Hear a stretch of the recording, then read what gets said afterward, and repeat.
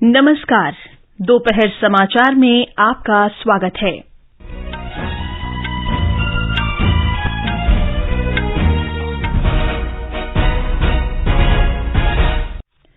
कर्नाटक विधानसभा चुनाव के लिए प्रचार जोरों पर। प्रधानमंत्री नरेंद्र मोदी ने कहा, भाजपा सरकार का कर्नाटक को देश का नंबर 1 राज्य बनाने का प्रयास। जम्मू कश्मीर के कुपवाड़ा जिले के माछिल इलाके में सुरक्षा बलों के साथ मुठभेड़ में 2 आतंकवादी मारे गए। शंघाई सहयोग संगठन के सदस्य देशों के विदेश मंत्रियों की बैठक कल से गोवा में शुरू होगी। सूचना और प्रसारण सचिव ने कहा, सरकार जल्द ही स्कूलों में एनिमेशन, गेमिंग और वीएफएक्स पाठ्यक्रम पेश करेगी। और आईपीएल क्रिकेट में लखनऊ सुपर जायंट्स का मुकाबला चेन्नई सुपर किंग्स से और पंजाब किंग्स का सामना मुंबई इंडियंस से होगा।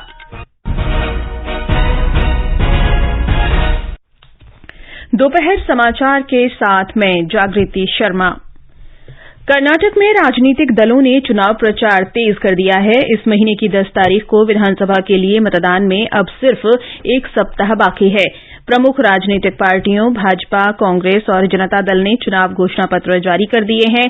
इन सभी दलों के नेता मतदाताओं को अपने पक्ष में करने की कोशिश कर रहे हैं। भाजपा के वरिष्ठ नेता और प्रधानमंत्री नरेंद्र मोदी ने दक्षिण कन्नड़ जिले के मुंदाबिद्री में रैली को संबोधित किया। श्री मोदी ने कहा कि भारतीय जनता पार्टी कांग्रेस कर्नाटक को देश में नंबर 1 राज्य बनाने के प्रयास कर रही है, जबकि कांग्रेस इसे अपनी पार्टी के लिए एटीएम के रूप में इस्तेमाल करना चाहती है। हमारा प्रयास है कि कर्नाटका औद्योगिक विकास में नंबर 1 बने। हमारी कोशिश है कि कर्नाटका कृषि विकास में, कर्नाटका को फिशरीज और पोर्ट्स में नंबर 1 बनाने के लिए हम लगातार काम कर रहे हैं। बीजेपी कर्नाटका को विकास के हर क्षेत्र में नंबर 1 बनाना चाहता है। प्रधानमंत्री ने कहा कि कांग्रेस की समूची राजनीति फूट डालो और राज करो पर केंद्रित है। कर्नाटक में पहली बार मतदान करने जा रहे मतदाताओं से अपील करते हुए प्रधानमंत्री ने कहा कि इनका वोट राज्य का भविष्य निर्धारित करने में महत्वपूर्ण है। दक्षिण कन्नड़ा के जो जीवन में पहली बार वोट देने जा रहे हैं, कर्नाटका का भविष्य तय करने में वो अपने मत का उपयोग करने जा रहे हैं। ये नए मतदाता 18 साल की आयु के मेरे मतदाता बेटे बेटियां, अब वो कर्नाटका का भविष्य तय करेंगे, साथ साथ वो खुद का भी भविष्य तय करने वाले हैं। इस बीच कांग्रेस नेता प्रियंका गांधी वाड्रा ने आज बीदर में चुनाव सभा को संबोधित किया। वे गुलबर्ग जिले में एक अन्य चुनावी सभा को भी संबोधित करेंगी। हमारे संवाददाता ने बताया है कि कर्नाटक में चुनाव मतदान केंद्रों का उद्देश्य मतदाताओं को वोट डालने के लिए प्रोत्साहित करना और बेहतर अनुभव प्रदान करना है।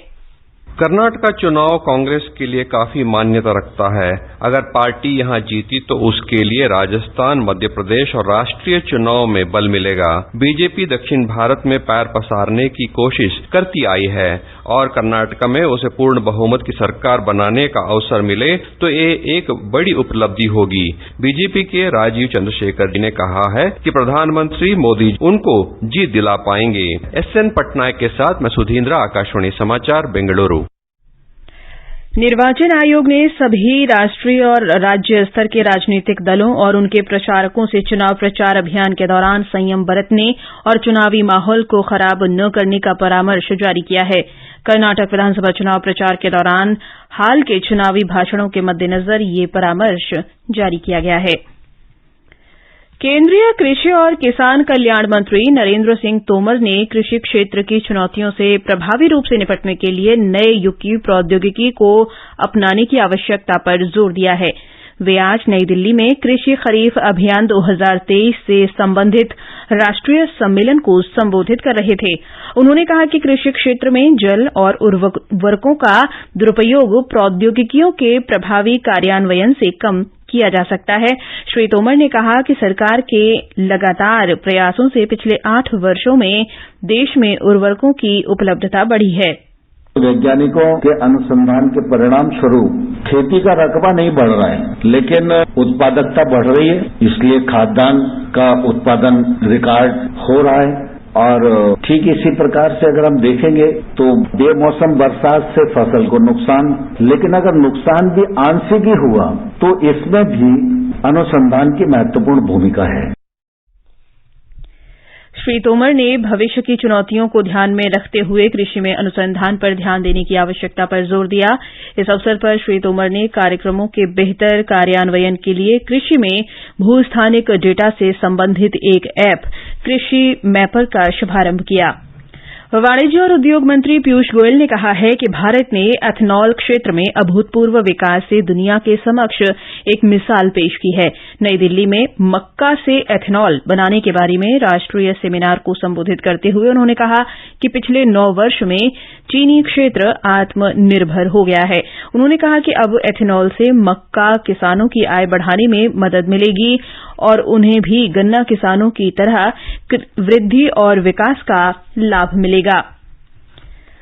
स्वास्थ्य और परिवार कल्याण मंत्री डॉक्टर मनसुख मांडविया ने आज देश में अंगदान और प्रत्यारोपण की स्थिति की समीक्षा की। स्वास्थ्य और परिवार कल्याण राज्य मंत्री डॉक्टर भारती प्रवीण पवार और मंत्रालय के वरिष्ठ अधिकारी समीक्षा बैठक में उपस्थित थे। मंत्रालय ने कहा है कि स्वास्थ्य मंत्री के दिशा निर्देशों के अनुसार मंत्रालय देश में अंगदान और प्रत्यारोपण बढ़ाने की दिशा में नीतिगत सुधारों के लिए श्रेष्ठ अंतर्राष्ट्रीय कार्यक्रमों से शिक्षा ले रहा है। ये समाचार हमारी वेबसाइट newsonair.com/hindi और हमारे mobile app news on AIR पर भी उपलब्ध हैं। दोपहर समाचार में आपका फिर स्वागत है। जम्मू कश्मीर में कुपवाड़ा जिले के माछिल इलाके में आज सुरक्षा बलों के साथ मुठभेड़ में 2 आतंकवादी मारे गए। पुलिस के अनुसार सेना और जम्मू कश्मीर पुलिस के संयुक्त दल ने इलाके में आतंकवादियों की मौजूदगी की सूचना मिलने के बाद तलाशी अभियान शुरू किया। संयुक्त दल के घटनास्थल पर पहुंचने पर छिपे हुए आतंकवादियों ने सुरक्षा बलों पर गोलीबारी शुरू की। मारे गए आतंकवादियों की पहचान की जा रही है। उपराष्ट्रपति जगदीप धनखड़ ने कहा है कि पूर्वोत्तर के विकास के बिना देश का विकास अधूरा है। असम में आज डिब्रूगढ़ विश्वविद्यालय के 21वें दीक्षांत समारोह को संबोधित करते हुए श्री धनखड़ ने कहा कि पूर्वोत्तर के 8 राज्य वास्तव में देश की अष्टलक्ष्मी हैं और उनका विकास देश के लिए महत्वपूर्ण है। To promote youth, young students, impressionable minds, your Ishan Uday scholarship scheme is very helpful with 190 new skill development institutes that have come about. All over the world, India is being recognized for its skilled human resource. It is tribute to our DNA that we Indians pick up skills very fast. But if government comes forward with such kind of institutions, then the development is not arithmetic, it is geometric. उपराष्ट्रपति आज दोपहर बाद मणिपुर के इम्फाल में धनामंजुरी विश्वविद्यालय का दौरा करेंगे। वे विद्यार्थियों और शिक्षकों के साथ बातचीत करेंगे। इस बातचीत से युवाओं को महत्वपूर्ण विषयों पर विचार विमर्श करने का अवसर मिलेगा। केंद्रीय सूचना और प्रसारण सचिव अपूर्व चंद्रा ने कहा है कि सरकार जल्द ही स्कूलों के पाठ्यक्रम में एनिमेशन, गेमिंग और वीएफएक्स विषय शुरू करेगी। उन्होंने आज मुंबई में फिक्की फ्रेम्स के उद्घाटन सत्र में कहा कि भारत को एनिमेशन, वीएफएक्स और गेमिंग के क्षेत्र में विश्व स्तर पर आने की जरूरत है। श्री चंद्रा ने भरोसा दिलाया कि सरकार एनिमेशन, वीएफएक्स और गेमिंग उद्योग के लिए आवश्यक जनशक्ति का सृजन करने में मदद करेगी। We are growing at a furious pace, almost 20% this particular year, but we need to catch up with the world in animation, in visual effects, gaming, content creation and other things. We need to create proper infrastructure, need to capture the world, best of theatres, best of studios, best of dubbing stations and whole lot of such infrastructure needs to be created where the industry and government need to collaborate. Shri Chandra ने घोषणा की कि मुंबई के Goregaon film city में राष्ट्रीय उत्कृष्टता केंद्र स्थापित किया जाएगा। इस अवसर पर उन्होंने कहा कि सरकार को ओटीटी कंटेंट के खिलाफ मात्र 1 या 2 शिकायतें मिली हैं, जबकि शेष शिकायतों का निपटारा स्वयं इस उद्योग के नियामक निकायों द्वारा किया जा रहा है। श्री चंद्रा ने बताया कि प्रसार भारती का कायाकल्प किया जा रहा है। उन्होंने नए विषय और धारावाहिक महीने भर में शुरू किए जाएंगे। उन्होंने कहा कि फीचर और क्षेत्रीय फिल्में भी प्रसार भारती में शामिल की जा रही हैं। उन्होंने निर्माताओं और निर्देशकों से अपील की कि वे राजस्व भागीदारी मॉडल के आधार पर प्रसार भारती के साथ सहयोग करें। भारतीय जनता पार्टी ने दिल्ली आबकारी नीति के क्रियान्वयन में कथित अनियमितताओं पर आम आदमी पार्टी पर फिर निशाना साधा। आज नई दिल्ली में पार्टी के प्रवक्ता सुधांशु त्रिवेदी ने कहा कि दिल्ली के मुख्यमंत्री को यह स्पष्ट करना चाहिए कि शराब पर कमीशन को 2% से बढ़ाकर 12% क्यों किया गया। श्री त्रिवेदी ने कहा कि आम आदमी पार्टी को यह भी स्पष्ट करना होगा कि किस कारोबारी सौदे के तहत रेस्टोरेंट के समय में बदलाव करने का वादा किया गया। ये समाचार आकाशवाणी से प्रसारित किए जा रहे हैं। ताजा समाचार जानने के लिए आप हमारे Twitter handle @AIR News Hindi को फॉलो कर सकते हैं। ये आकाशवाणी है। शंघाई सहयोग संगठन SCO के विदेश मंत्रियों की 2 दिन की बैठक कल से गोवा में शुरू होगी। पाकिस्तान और चीन सहित 8 देशों के विदेश मंत्रियों के गोवा पहुंचने और बैठक में हिस्सा लेने की संभावना है। भारत ने पिछले वर्ष सितंबर में SCO समूह की अध्यक्षता संभाली थी।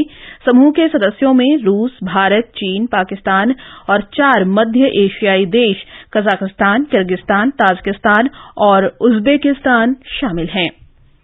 ऑपरेशन कावेरी के अंतर्गत सूडान से अब तक 3,200 से अधिक भारतीयों को निकाला जा चुका है। खार्तूम में भारतीय दूतावास ने बताया कि कल तक भारतीय नौसेना के जहाजों और भारतीय वायुसेना के 13 विमानों के जरिए नागरिकों को निकाला गया है। विश्व बैंक विकास, क्षेत्रीय कनेक्टिविटी और आपदा प्रबंधन तैयारियों से जुड़ी परियोजनाओं में सहयोग के लिए बांग्लादेश को $2 अरब 25 करोड़ देगा। विश्व बैंक और बांग्लादेश के बीच भागीदारी के 50 वर्ष पूरे होने के अवसर पर कल वाशिंगटन में समझौते पर हस्ताक्षर हुए। वित्तीय समझौते में बांग्लादेश में 5 परियोजनाओं को सहयोग देना शामिल है। अमेरिका ने कहा है कि वो न केवल बांग्लादेश में बल्कि समूचे विश्व में स्वतंत्र और निष्पक्ष चुनाव का समर्थन करता है, लेकिन किसी राजनीतिक दल या उम्मीदवार को तरजीह देना नहीं देता है। वाशिंगटन में मीडिया से बातचीत में विदेश विभाग के प्रमुख उप प्रवक्ता वेदांत पटेल ने कहा कि अमेरिका किसी भी राष्ट्र में स्वतंत्र, निष्पक्ष और तटस्थ चुनाव की उम्मीद करता है। श्री पटेल ने प्रधानमंत्री शेख हसीना के उस आरोप पर टिप्पणी करने से इनकार कर दिया जिसमें उन्होंने कहा था कि अमेरिका विश्व के कई भागों में शासन परिवर्तन की कोशिश करता है। संयुक्त राष्ट्र महासचिव एंटोनियो गुतेरस ने चेतावनी दी है कि अफगानिस्तान बड़े मानवीय संकट की ओर बढ़ रहा है और संयुक्त राष्ट्र मानवीय राहत योजना के लिए अधिक धन की आवश्यकता है। संयुक्त राष्ट्र प्रमुख ने ये टिप्पणी कतर की राजधानी दोहा में संवाददाता सम्मेलन में की। रूस और अमेरिका सहित 20 से अधिक देशों के विशेष राजनयिकों की अफगानिस्तान पर हुई 2 दिन की बैठक के बाद उन्होंने ये बात कही। आईपीएल क्रिकेट में आज दोपहर बाद 3:30 बजे से लखनऊ में लखनऊ सुपर जायंट्स का मुकाबला चेन्नई सुपर किंग्स से होगा। मोहाली में शाम 7:30 बजे से पंजाब किंग्स का सामना मुंबई इंडियंस से होगा। कल रात अहमदाबाद में दिल्ली कैपिटल्स ने गुजरात टाइटंस को 5 रन से हरा दिया। भारतीय तीरंदाजों ने कल ताशकंद में एशिया कप स्टेज 2 विश्व रैंकिंग तीरंदाजी टूर्नामेंट में शानदार शुरुआत की है। भारतीय खिलाड़ियों ने रिकर्व और कंपाउंड सेक्शन के सभी 4 टीम मुकाबलों में फाइनल में जगह बना ली है। पुरुषों की रिकर्व टीम शुक्रवार को स्वर्ण पदक के लिए चीन के खिलाड़ियों के साथ मुकाबला करेगी। मौसम विभाग ने देश के पश्चिमोत्तर इलाकों में तेज वर्षा का ऑरेंज अलर्ट जारी किया है। पश्चिमी विक्षोभ के कारण राष्ट्रीय राजधानी दिल्ली में अगले 2 दिनों में तेज वर्षा का अनुमान है। मौसम कार्यालय ने कहा है कि मध्य प्रदेश में भी अगले 3 दिनों तक वर्षा का अनुमान है। अंत में मुख्य समाचार एक बार फिर। कर्नाटक विधानसभा चुनाव के लिए प्रचार जोरों पर। प्रधानमंत्री नरेंद्र मोदी ने कहा, भाजपा सरकार का कर्नाटक को देश का नंबर 1 राज्य बनाने का प्रयास। जम्मू कश्मीर के कुपवाड़ा जिले के माछिल इलाके में सुरक्षा बलों के साथ मुठभेड़ में 2 आतंकवादी मारे गए। शंघाई सहयोग संगठन के सदस्य देशों के विदेश मंत्रियों की बैठक कल से गोवा में शुरू होगी। सूचना और प्रसारण सचिव ने कहा, सरकार जल्द ही स्कूलों में एनिमेशन, गेमिंग और वीएफएक्स का पाठ्यक्रम पेश करेगी। इसके साथ ही दोपहर समाचार का ये अंक समाप्त हुआ। नमस्कार।